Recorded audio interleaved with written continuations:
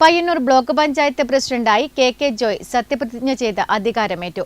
Block panchayat ഹാളിൽ നടന്ന ചടങ്ങിൽ വരണാധികാരി എസ് സതീഷ് കുമാർ മുൻപാകെയാണ് സത്യപ്രതിജ്ഞ ചെയ്ത് അധികാരമേറ്റത്.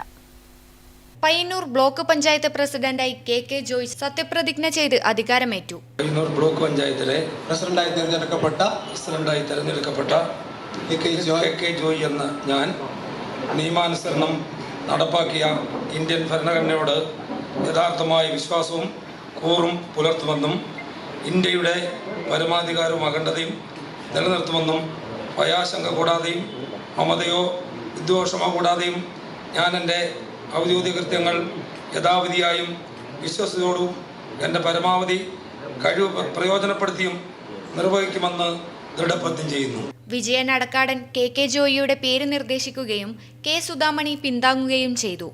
ബ്ലോക്ക് പഞ്ചായത്ത് ഹാളിൽ നടന്ന ചടങ്ങിൽ വെച്ച് വരണാധികാരി insurance officer S Satheesh Kumar സത്യപ്രതിജ്ഞാ വാചകം ചൊല്ലിക്കൊടുത്തു. T I. Madhusoodanan MLA block panchayat പ്രസിഡന്റിനെ പൊന്നാടയണിയിച്ച് അനുമോദിച്ചു.